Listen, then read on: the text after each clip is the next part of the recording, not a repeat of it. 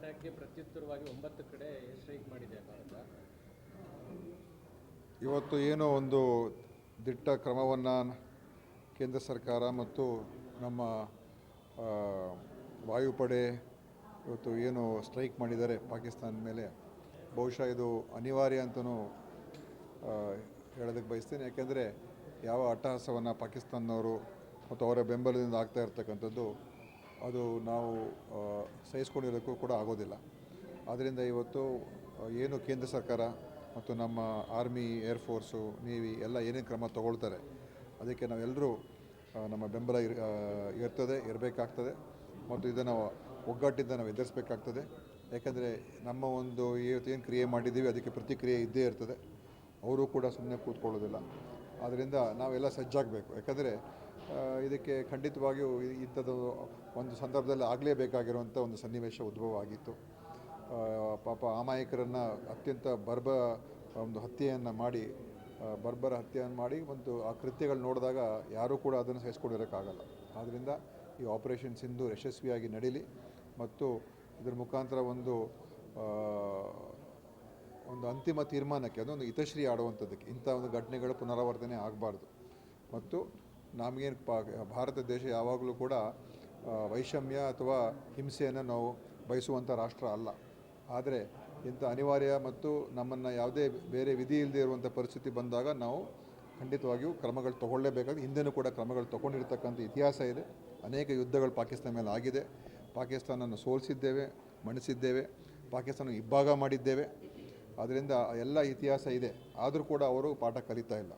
ಅದರಿಂದ ಇಂಥ ಒಂದು ಕ್ರಮ ಇದು ಆಗಿದೆ. ಇದು ಯಶಸ್ವಿ ಆಗಲಿ. ನಾವೆಲ್ಲ ಕೇಂದ್ರದ ಜೊತೆ ಇದ್ದೇವೆ, ಸರ್ಕಾರದ ಜೊತೆ ಇದ್ದೇವೆ. ನಾವೆಲ್ಲರೂ ಒಂದಾಗಿದ್ದೇನೆ ಎದುರಿಸೋಣ.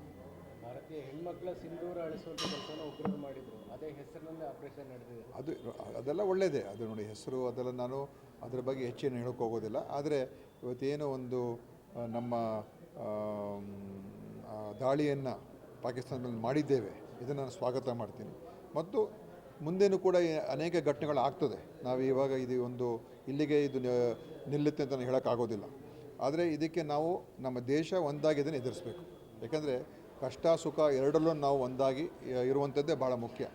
ಈ ಸಂದರ್ಭದಲ್ಲಿ ನಾವು ಐಕ್ಯತೆಯನ್ನು ತೋರಿಸ್ಬೇಕು, ಇಡೀ ವಿಶ್ವಕ್ಕೆ ನಾವು ತೋರಿಸ್ಬೇಕು. ಮತ್ತು ಪಾಕಿಸ್ತಾನ ಮುಂದೆ ಏನು ಮಾಡ್ತದೆ ಅದಕ್ಕೂ ಕೂಡ ನಾವು ತಯಾರಾಗಿರಬೇಕು. ಅದಕ್ಕೆ ಯಾವ ರೀತಿಯಾಗಿ ಉತ್ತರ ಕೊಡೋದಕ್ಕೆ ನಮ್ಮಲ್ಲಿರುವಂಥ ಸಾಮರ್ಥ್ಯ ನಮ್ಮ ದೇಶದಲ್ಲಿದೆ. ಅದಕ್ಕೇನು ನಮ್ಮ ಭಯಭೀತಿ ಏನಿಲ್ಲ. ಆದರೆ ಯುದ್ಧ ಆಗಬಾರ್ದು. ಅದೇ ಅನಿವಾರ್ಯ ಬಂದಾಗ ಏನು ಮಾಡೋಕ್ಕಾಗ್ತದೆ ಅಲ್ವಾ?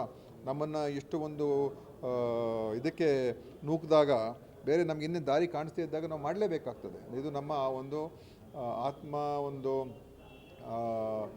ನಮ್ಮ ಒಂದು ಸ್ವಾಭಿಮಾನದ ಪ್ರಶ್ನೆ. ಇದು ಸ್ವಾಭಿಮಾನದ ಪ್ರಶ್ನೆ ಆಗ್ತದೆ ಮತ್ತು ನಮ್ಮ ಮರ್ಯಾದೆ ಪ್ರಶ್ನೆ ಆಗ್ತದೆ. ಮತ್ತು ಅಮಾಯಕರ ಮೇಲೆ ಈ ಥರ ದಾಳಿಗಳು ನಡೆದಾಗ ನಾವು ಸಹಿಷ್ಣುತೆಗೆ ಕೂಡ ಒಂದು ಮಿತಿ ಇರ್ತದೆ. ಆ ಕಾರಣದಿಂದ ಇವತ್ತು ನಾವು ಹಿಂಸೆಯನ್ನು ಬಯಸದೇ ಇದ್ದರೂ ಕೂಡ ನಾವು ಇಂಥ ಘಟನೆಗಳು, ಇಂಥ ಒಂದು ಪ್ರಕ್ರಿಯೆಯನ್ನು ಮಾಡಿರ್ತಕ್ಕಂಥದ್ದು, ಈಗ ಏನು ಅಟ್ಯಾಕನ್ನು ನಾವು ಮಾಡಿದ್ದೀವಿ ಅದು ಯಶಸ್ಸು ಸಿಕ್ಕಿದೆ ಅಂತ ನಾನು ಅಂದ್ಕೊಂಡಿದ್ದೀನಿ. ಆದರೆ ನಾವು ಇದನ್ನು ಎಲ್ಲರೂ ಒಂದಾಗಿ, ನಾನು ಮೊದಲು ಹೇಳಿದಾಗೆ ನಾವೆಲ್ಲ ಒಂದಾಗಿ ಇದನ್ನು ಎದುರಿಸೋಣ ಅಂತ ಈ ಸಂದರ್ಭದಲ್ಲಿ ಹೇಳಕ್ಕೆ ಬಯಸ್ತೀನಿ. ಸರ್, ಇದರ ನಡುವೆ ಕಾಂಗ್ರೆಸ್ ಒಂದು ಟ್ವೀಟ್ ಮಾಡಿದೆ, ಅಫಿಷಿಯಲ್ ಡಿಲೀಟ್ ಕೂಡ ಮಾಡಿದೆ. ಅಂದರೆ ಶಾಂತಿ ನಮ್ಮ ಅತ್ಯಂತ ಶಕ್ತಿಯುತವಾದ ಅಸ್ತ್ರ ಅಂತೇಳಿ ಟ್ವೀಟ್ ಮಾಡಿದ್ದಾರೆ. ಇಂಥ ಸಂದರ್ಭದಲ್ಲೂ ನಾವು ಶಾಂತಿ ಜಪಿಸಬೇಕು. ನಾನು ಹೇಳಿದ್ನಲ್ಲ, ನಾವು ಬಯಸುವಂಥದ್ದೇ ಶಾಂತಿ. ಅದರ ಬಗ್ಗೆ ಎರಡು ಮಾತಿಲ್ಲ. ಆದರೆ ಯುದ್ಧ ಆಗುವಂಥ ಅನಿವಾರ್ಯ ಪರಿಸ್ಥಿತಿ ಬಂದಾಗ ಆ ಯುದ್ಧದ ಉದ್ದೇಶ ಕೂಡ ಶಾಂತಿ ಸ್ಥಾಪನೆ ಆಗಲಿ ಅಂತ. ಈ ಯುದ್ಧದ ಉದ್ದೇಶ ಹಿಂಸೆ ಮುಂದುವರಿಬೇಕು ಅಂತ ಇಲ್ಲ. ನಮ್ಮ ದೇಶದ ಒಟ್ಟಾಸೆ ಏನಂತ ಹೇಳಿದ್ರೆ, ಈ ಯುದ್ಧದ ಮುಖಾಂತರ, ಈ ದಾಳಿಯ ಮುಖಾಂತರ ಒಂದು ಶಾಶ್ವತವಾದಂಥ ಶಾಂತಿಯನ್ನು ಸ್ಥಾಪನೆ ಮಾಡ್ತಕ್ಕಂಥದ್ದಕ್ಕೇ ಇದು ಆಗಬೇಕಾಗ್ತದೆ. ಆದ್ದರಿಂದ ಇಂಥ ಸಂದರ್ಭಗಳಲ್ಲಿ ನಾವು ಅದನ್ನು ಖಂಡಿತವಾಗಿಯೂ ಎಷ್ಟೇ ಕಷ್ಟ ಇದ್ದರೂ ಕೂಡ ನಮಗೆ ಇಷ್ಟ ಇದೆಯೋ ಇಲ್ಲವೋ ಅದೇ ಪರಿಸ್ಥಿತಿ ಬಂದಾಗ ನಾವು ಒಗ್ಗಟ್ಟಾಗಿ ಎದುರಿಸ್ತೀವಿ.